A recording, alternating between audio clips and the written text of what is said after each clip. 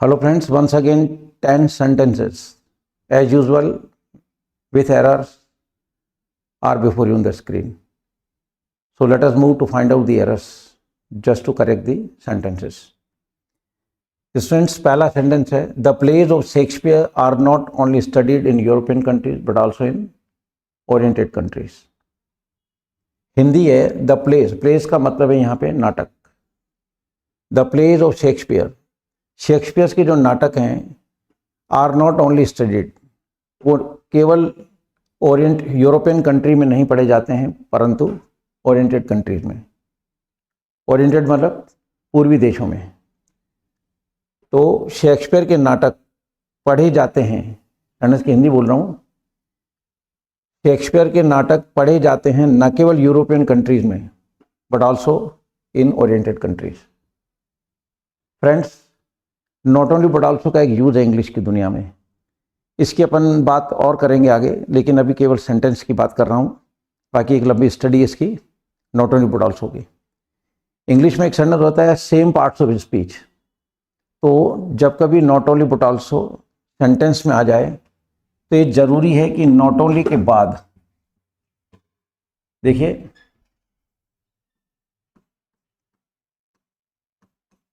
Not only के बाद और बट ऑल्सो के बाद सेम चीज आएगी. अगर नॉट ओनली के बाद नाउन आ रहा है बट ऑल्सो के बाद भी नाउन आएगा. अगर नॉट ओनली के बाद वर्ब आ रहा है तो बट ऑल्सो के बाद भी वर्ब आएगा.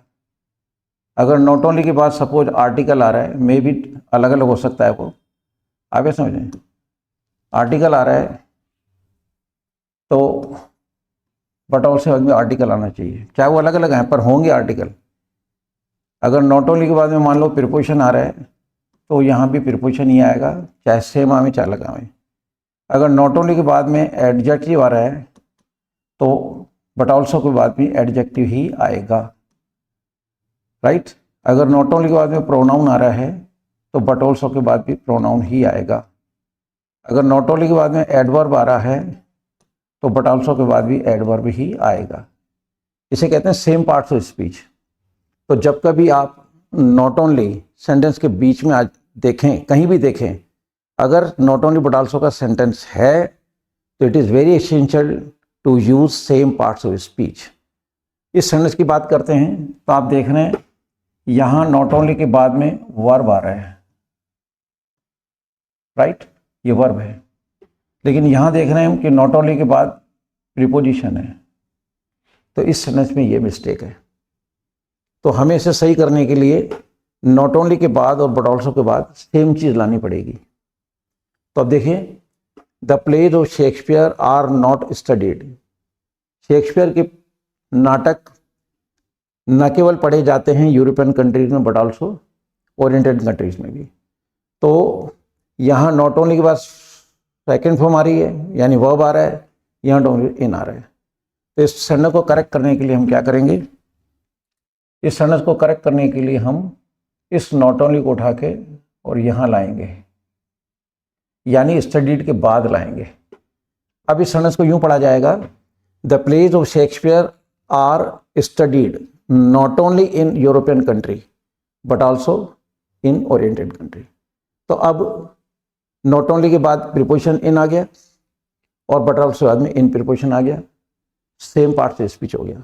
तो कहना ये चाह रहा हूँ मैं लास्ट में कि यहाँ इस प्रीपोजिशन को, ये जो नॉट ओनली है, इसको हम यहाँ इंजर्ट करेंगे, यहाँ से उठा के यहाँ लाएंगे.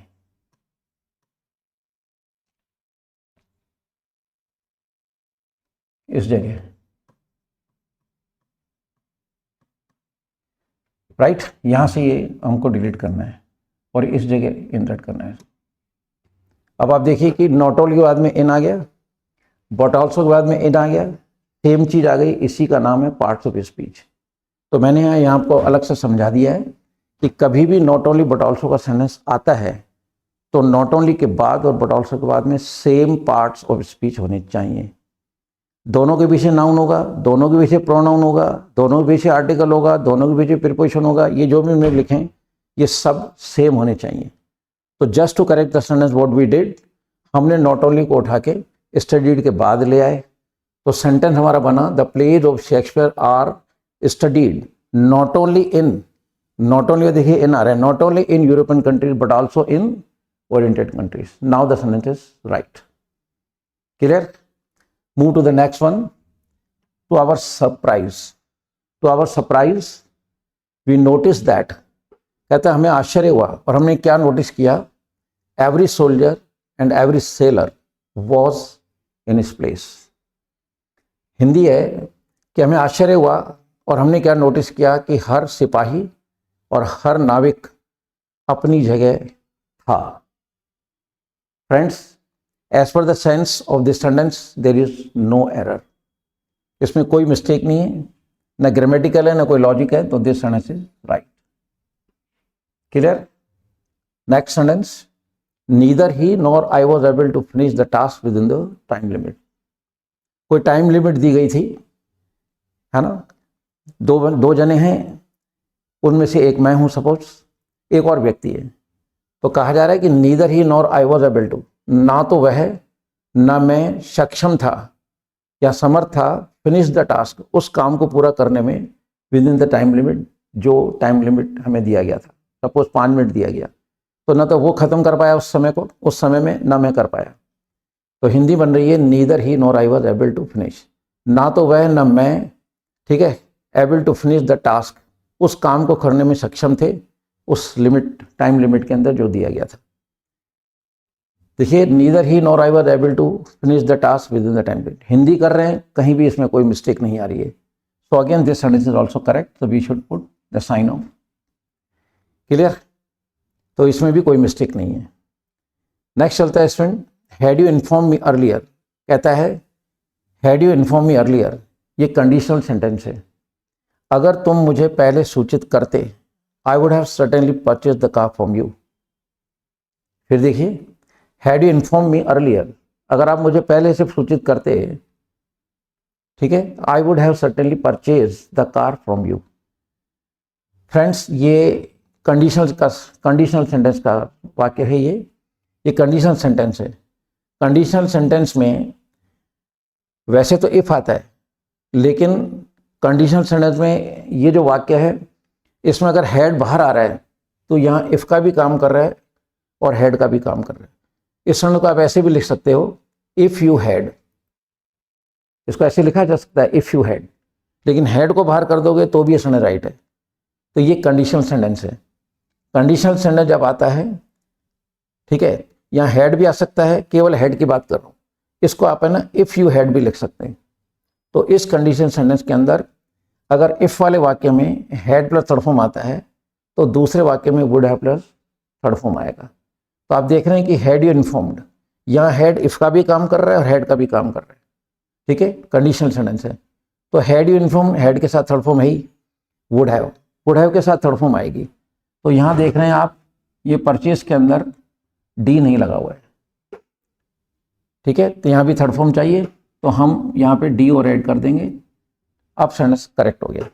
तो sentence is had you inform me earlier I would have certainly purchased the car from you. अब ये सेंटेंस राइट हो गया. तो ये कंडीशनल सेंटेंस है. जब कभी आप कंडीशनल सेंटेंस में यहाँ इफ भी आ सकता है, एक तरफ हेड प्लस थर्ड फॉर्म होगा, दूसरी तरफ would have plus third form. तो आप देख रहे हैं कि यहाँ head plus third form right है, लेकिन वुड हैव के साथ उन्होंने फर्स्ट फॉर्म परचेज लिखी गई है इस सेंटेंस के अंदर. तो हम इसे थर्ड फॉर्म बना देंगे. Now the sentence is right. Clear? Move to the next.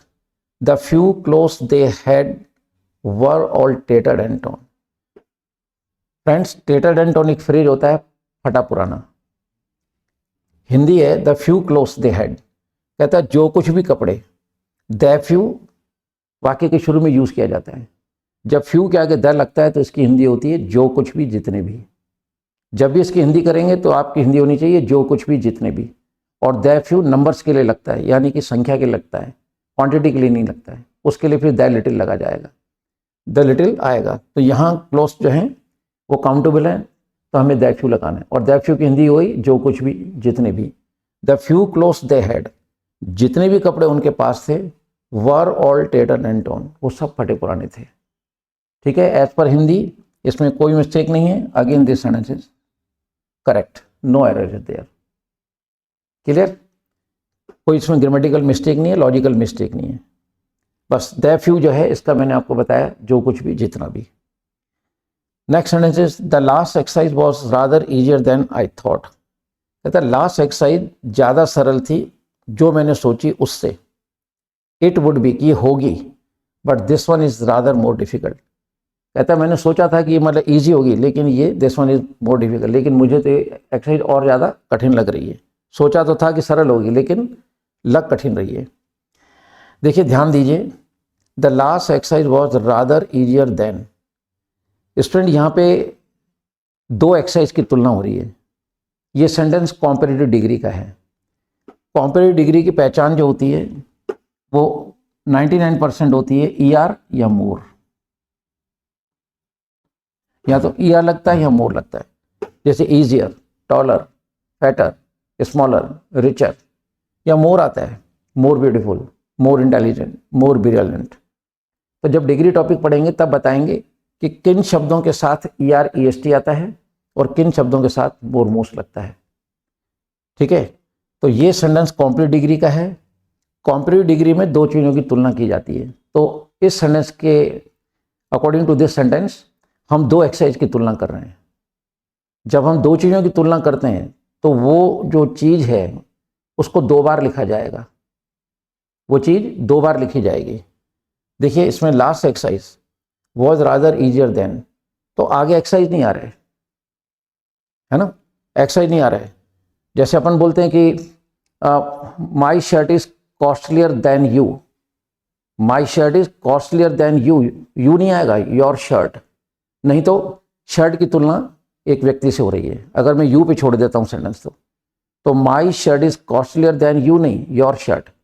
In the same way यहाँ जब एक्सरसाइज की तुलना हो रही है तो एक्सरसाइज शब्द दो बार आएगा। तो हमें देन के बाद फिर यहाँ पर एक्सरसाइज शब्द लगाना है, राइट। यहाँ पे या तो करेंगे देन द एक्सरसाइज, और अगर वो शब्द रिपीट नहीं किया जाता तो उसका एक ऑल्टरनेटिव है, देन के बाद आप दैट ऑफ लगा दो।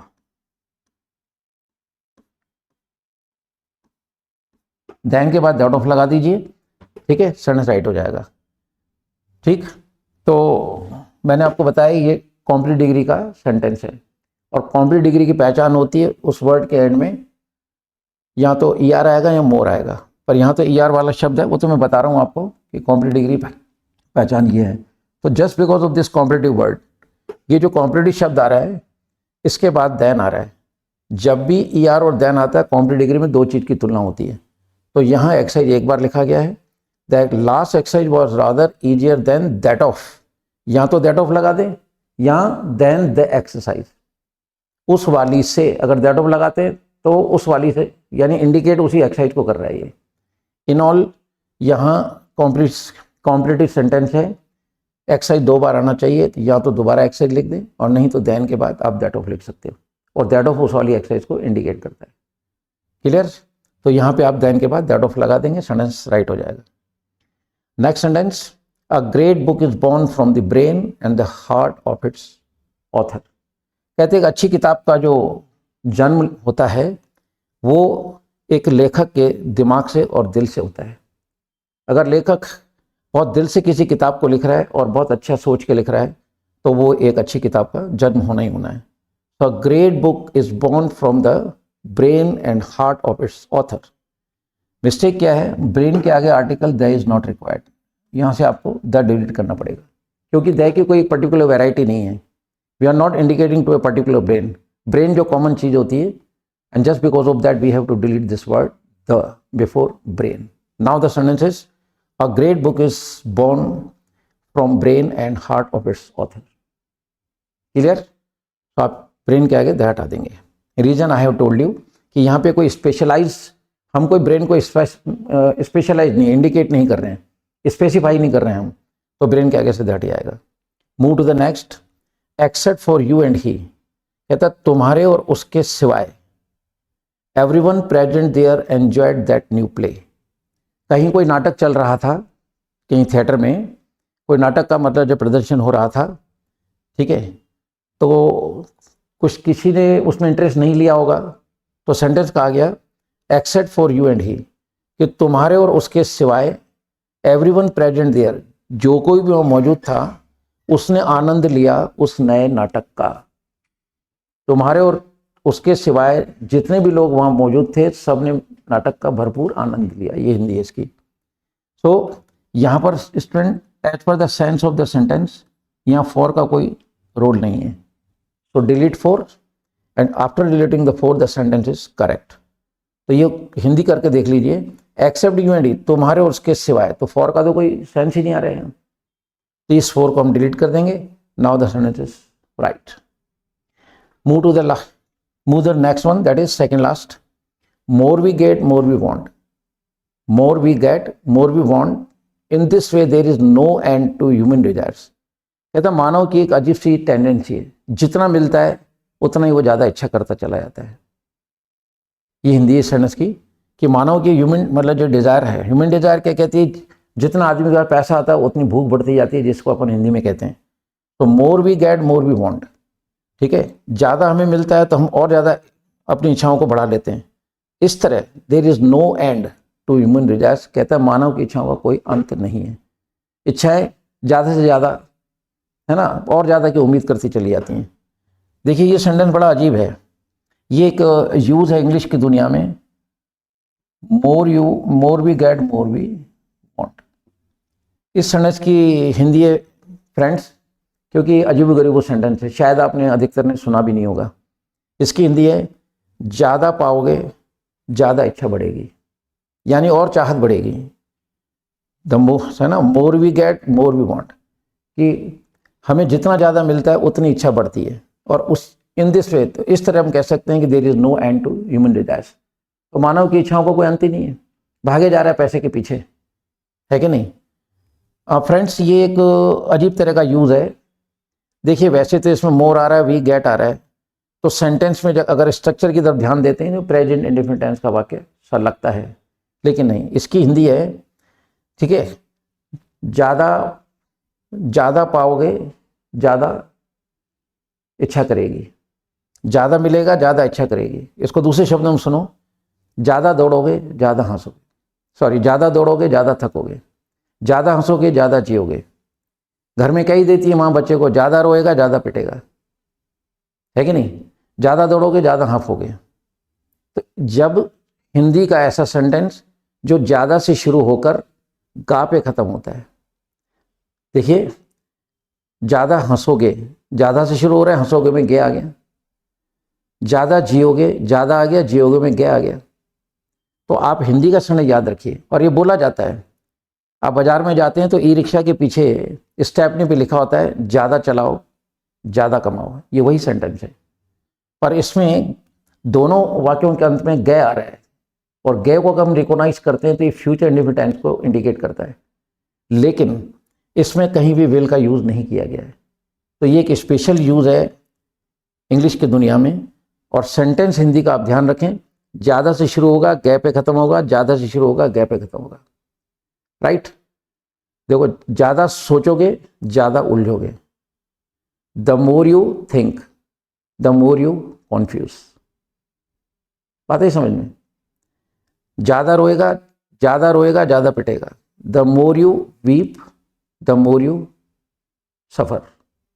पीड़ा झेलने के लिए सफ़र होता है, पिटने के लिए इंग्लिश की दुनिया में कोई वर्ड नहीं है।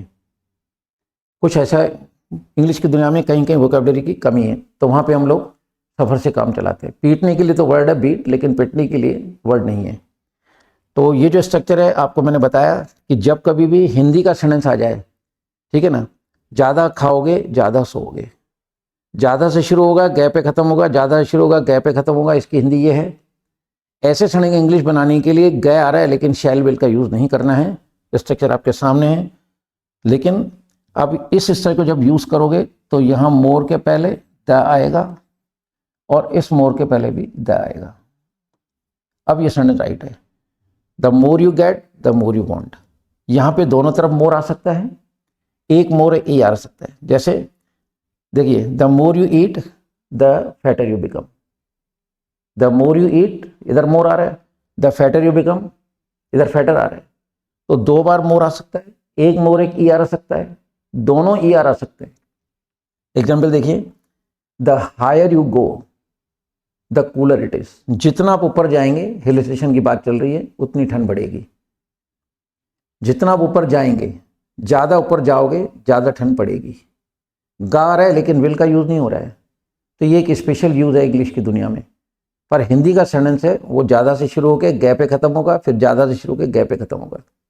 ऐसे सेंटेंस की इंग्लिश बनाने के लिए स्ट्रक्चर यूज़ करना है। इसमें विल नहीं आएगा, लेकिन दोनों कॉम्प्लीट डिग्री के पहले द आएगा, जबकि कॉम्प्लीट डिग्री के पहले आर्टिकल द का यूज़ नहीं किया जाता है।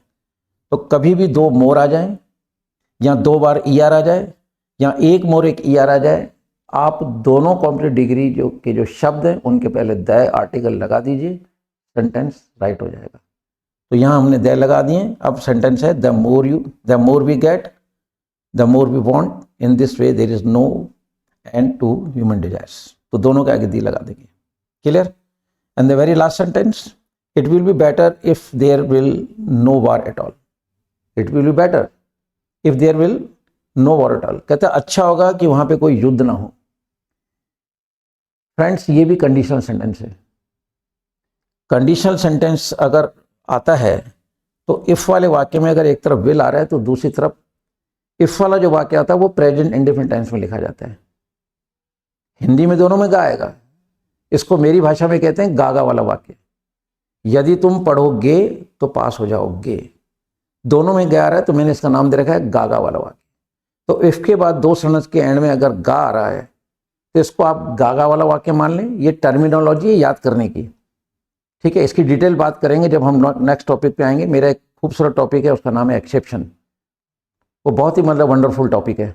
मेरे यहाँ तो जो स्टूडेंट्स ऑफलाइन है उनके लिए कॉमन चीज़ें हैं, सबको रटी हुई हैं ये, क्योंकि वो सारे मैंने कॉन्सेप्ट पहले उनको पढ़ाए हैं, फिर जाके मैं इन चीज़ों पे आता हूँ। पर मैंने ये टॉपिक नया शुरू कर रखा है ताकि जो लोग भी मेरे चैम्बर तक नहीं पहुँच पा रहे हैं, दूर हैं, वो भी अपनी मतलब नॉलेज को बढ़ाते रहें। So it will be better if there will no war at all. ये कंडीशनल सेंटेंस है और इसको मेरे रूप में, मेरे मतलब टर्मिनोलॉजी में कहा जाता है गागा वाला वाक्य। यदि तुम आओगे लोग तुम्हारा स्वागत करेंगे। तो यदि के बाद दो वाक्य आ जाएं, दोनों के अंत में गए है, इसलिए इसका नाम है गागा वाला वाक्य। ऐसे समय की जब इंग्लिश बनाएंगे तो इफ वाला वाक्य प्रेजेंट होता है, बिना इफ वाला फ्यूचर होता है। तो यहाँ हम इफ देयर विल, इस विल को हटा के हम इज कर देंगे।